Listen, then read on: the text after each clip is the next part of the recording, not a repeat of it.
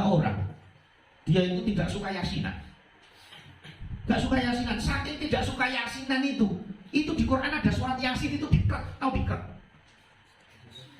di staples. Loh, apa salahnya surat yasin? Dia tidak bisa membedakan mana yasinan, mana surat yasin. Loh, kalau dia nggak suka satu surat, jangankan satu surat, tidak suka satu huruf dari Al-Quran, bahaya kan? Nih, itu cerita nyata. Goro-goro gak seneng yasinan, itu sampai nang Quran khusus surat yasin dikrek, gak gelem maca yasin. Tuh.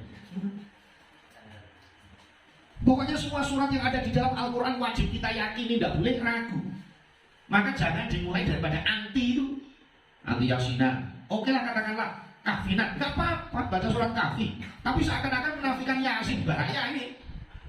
Lu jangan sekarang udah mulai itu. Dia itu kan gak seneng yasinan, kafi, gak apa-apa. Kenapa sih tak? Kok yasinan gak kafinan? Kalau kafinan kelamaan. Ya, mau yasinan aja pada ngantuk. Meleknya kalau tidak emang tuh itu. Artinya apa? Semua 114 surat di dalam Al-Quran gak boleh diragukan, gak boleh anti loh. Kalau anti wah bahaya. Kalau sudah anti satu surat gara-gara gak seneng yasinan, ada yang jadi anti surat yasin, bahaya. Ini bisa murtad, bisa keluar dari Islam. Harus dibedakan.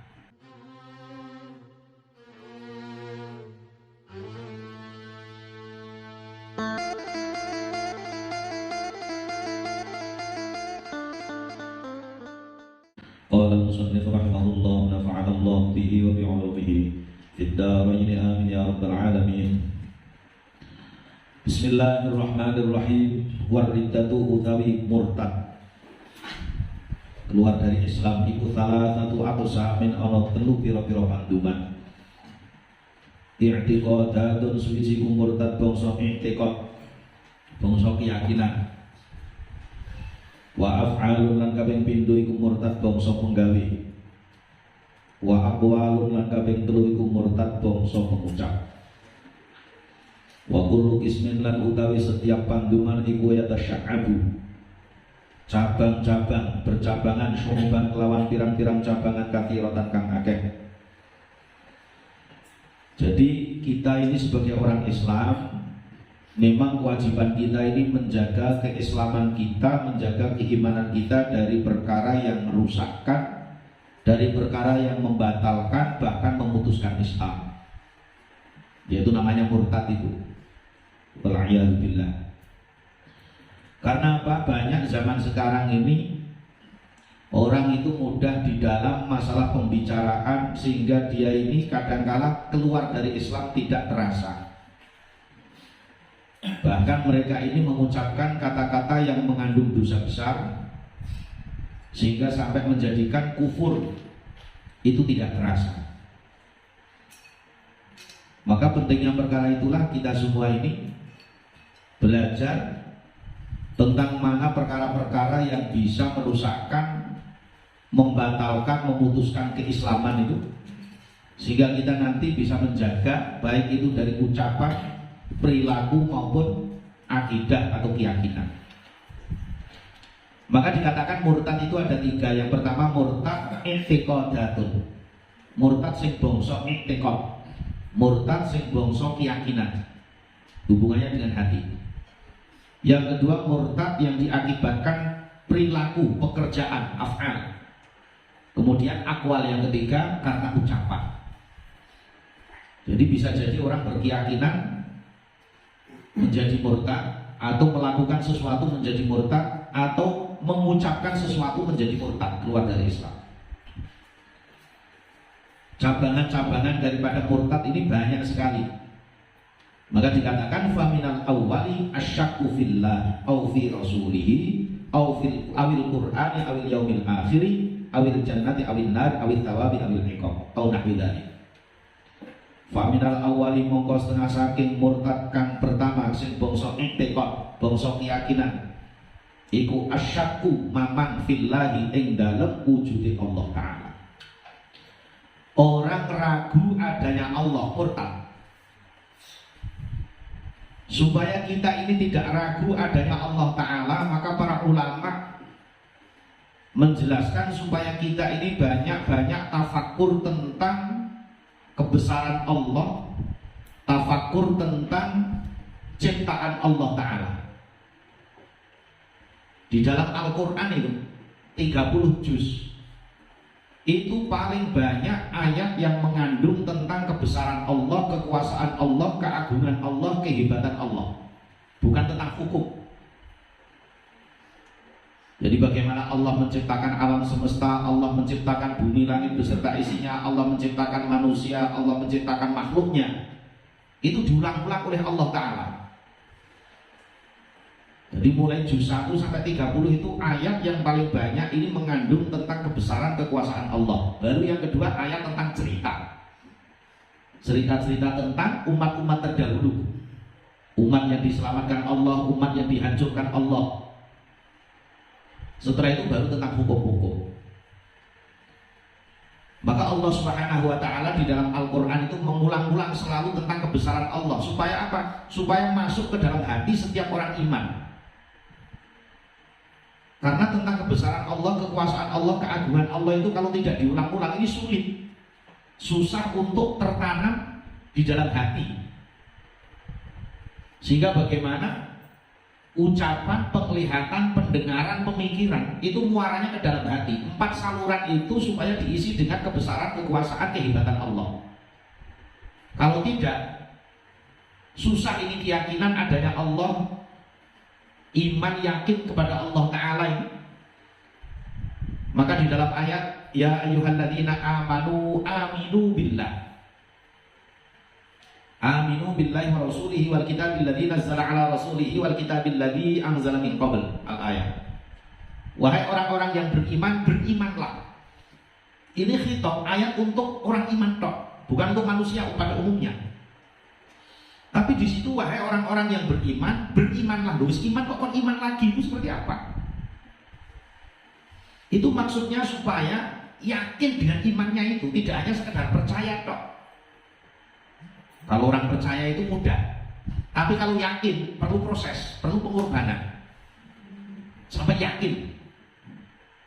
Kalau para sahabat Nabi itu udah taraf keyakinan, ainul yakin, hakul yakin, ainul yakin terhadap Allah, terhadap akhirat. Sehingga para sahabat itu dunia yang nampak di depan mata mereka itu tidak nampak di hati dan pikiran mereka, enggak. Jadi sahabat-sahabat Nabi dulu itu imannya 100%. Sehingga mereka ini yang nampak akhiratnya Allah, yang nampak itu surganya Allah Ta'ala. Jadi dunia itu mungkin nampak di depan mata, tapi dalam hati pikiran nggak nampak. Saya kasih contoh. Saya mungkin udah pernah menyampaikan ini, permisalan, tamthil. Kita semua yang hadir ini akan diberi uang Pak Presiden 1 miliar nanti hari Sabtu depan. Dan itu sudah mendapatkan surat resmi dari kepresidenan. Yakin itu. Udah timbul, wah mesti dapat. Walaupun realisasinya nggak tahu kan itu. Tapi sudah langsung dapat surat bahwa yang ngaji malam Sabtu depan akan menerima 1 miliar dari Pak Presiden di Istana Presiden. Selama 1 minggu ke depan, kira-kira hati pikiran kita itu seperti apa? Pasti bayangannya 1 miliar, yakin dapat 1 miliar kita ini di istana. Bayangannya itu sudah tidak di tempat ini, sudah tidak di warung somai kan? Pikiran ini setengah Istana Presiden terus, kan? Ya Pak, 1 miliar. Mungkin bahkan dodolan seminggu buka. Malah nomor 1 miliar kok. Kosong apa dodolan? Buka sampai mana? Dalam 1 minggu gak konsentrasi, nggak konsep. Ngapain paham seminggu rekasa-rekasa. Jadi bayangannya itu mulai bangun tidur sampai tidur kembali mesti 1 miliar di Istana Presiden. Itu baru dunia. Ya ini sahabat ini yakin apa yang disampaikan Nabi tentang akhirat, tentang surga, tentang neraka itu sudah di depan mata mereka. Jasadnya di dunia, tapi hati pikirannya itu sudah sampai akhiratnya Allah Ta'ala. Itu iman sahabat. Itu sampai taraf keyakinan seperti itu. Kenapa? Karena itu tadi pengorbanan. Sehingga mereka tidak timbul keraguan lagi dengan adanya Allah, tidak timbul lagi dengan adanya akhirat, tidak timbul keraguan lagi dengan adanya surga neraka. Enggak, yakin mereka. Dan kita ini kadang-kadang lebih yakin berita-berita yang gak jelas kan. Contoh, kira-kira kita mendengar berita lewat YouTube, lewat media sosial katakanlah, dengan berita lewat Quran, itu berita dari langit itu, kira-kira lebih yakin mana? Ayo, ya kan? Ada berita dari YouTube, wah ini dari itu di sana, dan kita tidak lihat bersama-sama, tidak lihat. Kita sama-sama tidak melihat, tidak menyaksikan. Tapi kadang-kadang berita dari Quran, berita dari langit, berita tentang akhirat, berita tentang kehebatan Allah, kekuasaan Allah, keagungan Allah, kadang-kadang masih ngambang. Maka itulah pentingnya kita itu untuk membangun keyakinan itu tadi lewat 4 saluran itu tadi. Apa yang kita bicarakan, apa yang kita lihat, apa yang kita dengar, apa yang kita pikir, itulah muaranya masuk ke dalam hati. Jadi orang itu kalau bicaranya tentang kehebatan Allah, keagungan Allah, kekuasaan Allah, yang masuk ke dalam hati insya Allah perkara itu. Kita sering mendengar tentang keagungan Allah, kehebatan Allah, keagungan Allah, kita mikir tentang kehebatan Allah, keagungan Allah, kekuasaan Allah. Kita melihat perkara-perkara yang mana di situ menjadikan yakin kepada Allah Ta'ala, melihat tentang ciptaan Allah Ta'ala, maka yang masuk ke dalam hati keyakinan kepada Allah Ta'ala. Politikus setiap hari, setiap saat bicara tentang politik, mendengarkan politik, mikir tentang politik, yang masuk ke dalam hati kebesaran politik. Seakan-akan tidak ada jalan kecuali lewat politik praktis. Kan itu. Petani setiap hari bicara petani, mikir tentang pertanian, mendengarkan bab pertanian, mikir tentang pertanian, melihat pertanian. Dalam hatinya pokoknya kebesaran pertanian. Lihatnya selapatnya ngambil. Karena hati itu tidak akan bisa dibohongi. Satu-satunya anggota tubuh manusia yang tidak bisa bohong itu hati. Hati bilang iya, walaupun mulutnya bilang enggak, tapi hatinya iya kan itu. Gak bisa bohong hati. Mulut bilang iya, hatinya enggak. Itu nggak bisa bohong. Maka kenapa Nabi itu selalu memberikan apa? Warning, memberikan peringatan. Ala wahya al-qalbu. Ingatlah, segumpal daging itu hati. Makanya dikatakan kolbun itu bolak-balik. Hati itu tidak bisa tetap, bolak-balik. Kenapa Nabi mengajarkan kepada kita ya muqallibal qulub tsabbit qalbi ala dinik. Wahai zat yang membolak-balikkan hati, tetapkanlah hatiku selalu berpijak terhadap agamamu. Karena hati itu tergantung diisi apa. Ngisinya yang lewat 4 saluran itu tadi, pembicaraan, pendengaran, penglihatan, pemikiran. Jadi 4 saluran itu sejauh mana manusia itu mengelola 4 saluran, maka sejauh itu pula yang masuk ke dalam hati. Tiap hari sing diomongin duit, mikir duit, ngerti duit, ngrungokke duit, nang jero ati apa? Duit. Enggak mungkin susuk nang jero ati akhirat tiba-tiba. Itu kaidah. Kaidah itu seperti itu. Maka jangan sampai kita ini sudah dipilih oleh Allah Ta'ala menjadi orang iman, dibekali Allah iman, kita dipilih menjadi orang Islam, ragu adanya Allah Ta'ala. Caranya itu tadi, kita bicara kebesaran Allah, melihat kebesaran Allah, mendengarkan kebesaran Allah, memikir tentang kebesaran Allah, kehebatan Allah, keagungan Allah lewat alam semesta yang ada, bahkan lewat diri kita itu. Adanya alam semesta, adanya kita, itulah menunjukkan adanya Allah Ta'ala. Nggak ada satu makhluk pun yang mampu menciptakan seperti ciptaan Allah Ta'ala. Nggak ada. Mana manusia yang paling canggih, yang paling pintar seluruh dunia dikumpulkan menjadi satu, menciptakan setetes air? Mana? Nggak ada ceritanya. Mana ada orang yang paling hebat seluruh dunia dikumpulkan menjadi satu untuk menciptakan sebutir beras? Nggak ada. Menciptakan sehelai rambut? Nggak ada, nggak mampu.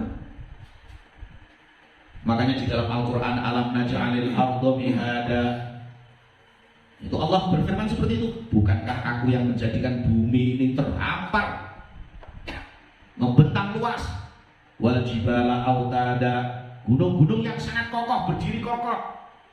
Siapa manusia yang mampu? Gak ada. Wa khalaqnakum azwaja, dan kami ciptakan kalian berpasang-pasangan.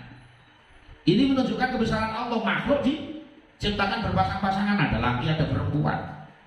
Masalah wandu banjir itu kharikul ada, pengecualian. Ada siang, ada malam, ada dingin, ada panas, kan itu. Ada senang, ada susah. Berpasang-pasangan. Wa ja'alna naumakum subata wa ja'alna al-laila libasa wa ja'alna an-nahara ma'asha. Ini semua firman Allah tentang keagungan, tentang kebesaran, kekuasaan Allah Ta'ala. Bagaimana Allah menjadikan tidur untuk istirahat, siang untuk mata pencaharian, malam untuk rehat. Coba kalau seandainya hari ini tidak ada siang, malam terus, susahnya kayak apa manusia? Kata ahli, kalau dunia ini tidak ada siang, malam terus, kok 24 jam, ini derajat Celciusnya udah minus. Begitu juga sebaliknya, kalau nggak ada malam, siang terus terbakar. Wa banayna fawqakum sab'an shidada, dan kami ciptakan di atas kalian 7 petala langit yang kokoh, berdiri kokoh tanpa tiang. Ini manusia kadang-kala tidak pernah berpikir tentang alam semesta yang dia lihat. Seakan-akan melihat matahari itu biasa saja. Padahal kalau dia mau tafakur, oh matahari, begitu hebatnya Allah menciptakan matahari untuk menyinari kita. Sinar matahari tidak hanya dibutuhkan tubuh kita, tetapi makanan kita. Bulan, bintang beserta planet-planet yang lain. Coba kalau seandainya di situ nggak ada sinar bulan, mana ada pohon-pohonan yang bisa berbunga, mana ada yang bisa mengeluarkan hasil daripada buah-buahan itu. Banyak sekali. Jadi tentang kebesaran Allah, tentang ciptaan Allah yang Allah firmankan di dalam Al-Quran itu diulang-ulang terus. Belum tentang asal kejadian kita. Makanya sampai orang kafir itu, mereka itu mengingkari tentang hari kebangkitan, karena mereka pakai akal mereka, pakai logika. Masa orang ini sudah hancur, nanti bisa bangun lagi, bisa bangkit lagi? Allah jawab, bukankah kamu ini diciptakan dari mani? Bukankah kamu ini, kalian ini diciptakan dari sperma? Bisa menjadi bentuk kamu mulai pucuk rambut sampai ujung kaki sempurna, proses 120 hari 4 bulan. Allah ciptakan sesempurna itu, tanpa bantuan makhluk sedikit pun. Ini orang kafir ini dia mikir. Maka itulah yang Allah firmankan di dalam Al-Quran. Jadi sehingga kita ini akan timbul keyakinan, yakin pada Allah Ta'ala, yakin kepada zatnya Allah Ta'ala. Tidak hanya percaya, tapi benar-benar yakin. Sehingga fondasi kita kuat, tauhid kita kuat, mengesahkan Allah kita ini kuat. Tidak hanya ngerambian, ngambang kan? Itu dengan cara apa? Bicara tentang kehebatan Allah, bicara tentang kebesaran Allah, keagungan Allah, kekuasaan Allah, mendengarkan tentang itu, mikir tentang kebesaran Allah Ta'ala. Jadi intinya menggunakan 4 saluran kita untuk kebesaran Allah, keagungan Allah, kehebatan Allah, keagungan Allah. Itulah yang akan menguatkan keyakinan dalam hati kita tentang adanya Allah Ta'ala. Kan asyakku fillah ini jadi murtad. Tapi iblis itu selalu menggoda. Iblis itu akan selalu menggoda. Jadi dalam sebuah hadis Sahih Muslim diriwayatkan, ketika kita digoda iblis, ini yang menciptakan ini yang menciptakan ini. Nah, terus siapa yang menciptakan Allah? Itu iblis, bisikan iblis. Maka ketika sudah dibisiki iblis seperti itu, cepat-cepatlah kita ini mengucapkan amantu billahi wa rusulih. Amantu billahi wa rusulih. Aku beriman kepada Allah dan utusan-utusannya. Karena iblis itu juga tidak berhenti, tidak henti-hentinya untuk menggoda supaya orang itu ragu, supaya keyakinannya itu luntur kan. Maka itu jangan sampai terjadi asyakku fillah au fi rasulih, ragu terhadap utusan-utusan Allah Ta'ala. Allah Ta'ala itu mengutus Nabi Rasul berapa? 124.000 Nabi Rasul Allah utus ke muka bumi. Yang menjadi Rasul 313. Yang wajib kita ketahui 25. Semua Nabi Rasul ini Allah bekali dengan wahyu. Cuma yang 313 ini untuk disampaikan kepada umat, kepada kaum, walaupun minimal satu orang kaumnya, pengikutnya. Semuanya sama. Intinya bagaimana Nabi Rasul ini menyampaikan kepada manusia supaya manusia kenal kepada Allah, sehingga mereka apa yang disampaikan, ya ayyuhan nas qulu la ilaha illallah tuflihu. Wahai manusia, ucapkanlah la ilaha illallah, pasti kalian akan jaya. Pasti kalian ini akan menang. Pasti kalian ini akan bejo. Bejo itu apa? Beruntung. Pasti kalian akan beruntung. Itu semua Nabi Rasul itu sama. Di dalam mendakwahkan kepada manusia itu, ya ayyuhan nas qulu la ilaha illallah tuflihu. Wahai manusia, ucapkanlah la ilaha illallah, kalian pasti akan beruntung. Jadi jangan ragu adanya utusan-utusan Allah Ta'ala. Otomatis utusan Allah Ta'ala yang terakhir ya Nabi kita, baginda Muhammad SAW, penutup para nabi, nabi akhir zaman.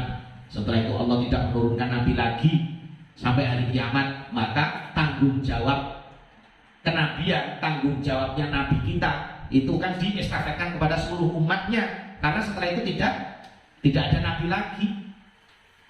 Makanya kenapa kita itu wajibnya mendakwahkan kebaikan, menyampaikan kebaikan, menjaga agama, nguri-nguri agama. Karena sudah tidak ada nabi lagi. Tanggung jawab kenabian itu dibebankan, diestafetkan kepada seluruh umatnya nabi. Maka dikatakan umat akhir zaman, umat yang terbaik, umat yang paling istimewa, yang paling diistimewirkin. Nah, istimewir lah.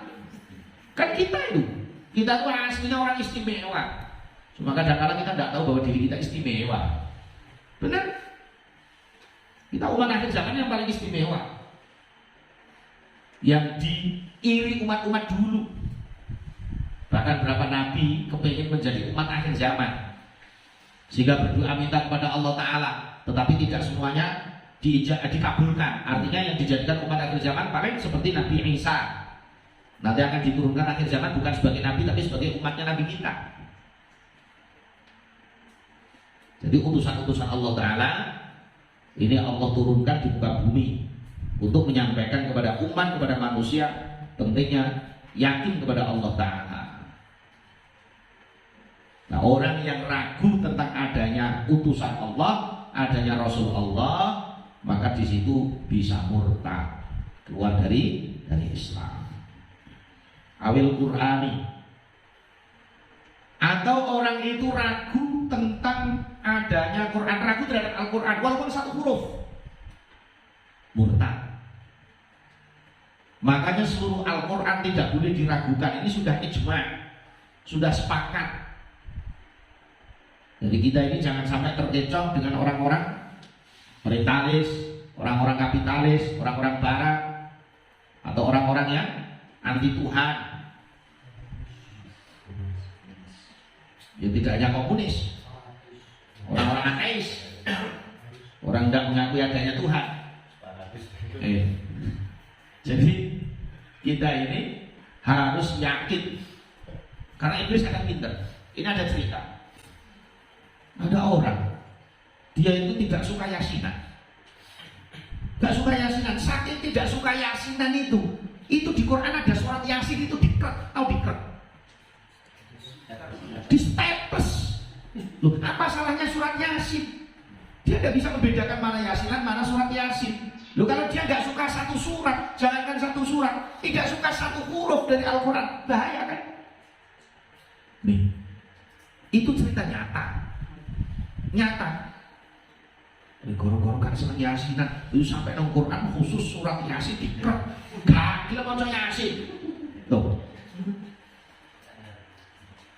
pokoknya semua surat yang ada di dalam Al-Quran wajib kita yakini, tidak boleh ragu. Maka jangan dimulai daripada anti itu, anti yasinan. Oke lah, katakanlah kahfinan, gak apa-apa baca surat kahfi, tapi seakan-akan menafikan yasin, bahaya ini. Lu jangan sekarang udah mulai gitu. Dia itu gak seneng yasinan, kafir. Gak apa-apa. Kenapa sih tak? Kok yasinan gak kafinan? Kalau kafinan kelamaan. Ya, mau yasinan aja kadang ngantuk. Meleknya kalau wedangnya mah tuh itu. Artinya apa? Semua 114 surat di dalam Al-Quran gak boleh diragukan. Gak boleh anti loh. Kalau anti wah bahaya ini. Kalau sudah anti satu surat gara-gara gak seneng yasinan akhirnya jadi anti surat yasin, bahaya. Ini bisa murtad, bisa keluar dari Islam. Harus dibedakan. Fadilah keutamaan banyak. Setiap surat dalam Al-Quran punya fadilah, punya keutamaan. Maka untuk meyakini supaya kita timbul yakin kepada Al-Quran, pentingnya kita belajar Al-Quran. Mahabbah dengan Quran, cinta terhadap Al-Quran, cinta terhadap orang yang belajar Quran, cinta terhadap ahli Quran. Kalau kita mulai daripada kecintaan itu, maka insya Allah Allah jaga. Nah mungkin kita itu akan meragukan terhadap Al-Quran. Jangan sampai kita ini ragu terhadap Al-Quran. Wahyu Allah Ta'ala yang Allah turunkan kepada Nabi kita lewat malaikat Jibril. Wartawannya itu malaikat Jibril, julukannya aja Ruhul Amin, yang bisa dipercaya karena memang malaikat Jibril tidak pernah korupsi satu huruf, satu kalimat, nambahi atau kurangi, tidak pernah. Wartawannya valid, bisa dipercaya, sumbernya dari langit, beritanya jelas. Tapi anehnya kadang-kala orang itu nggak yakin terhadap Quran, nggak yakin terhadap isinya Quran, malah bahkan lebih yakin, lebih percaya berita di YouTube atau media sosial, padahal wartawannya nggak jelas, bumbunya 95%, sumbernya nggak jelas. Yakin ini. Makanya dulu kadang-kala zaman dulu tuh kalau deres koran tiap pagi istiqomah, tapi kalau deres Al-Quran, ya kan, sampai direwangi langganan, itu tiap bulan berapa. Istiqomah itu deres koran itu tiap pagi.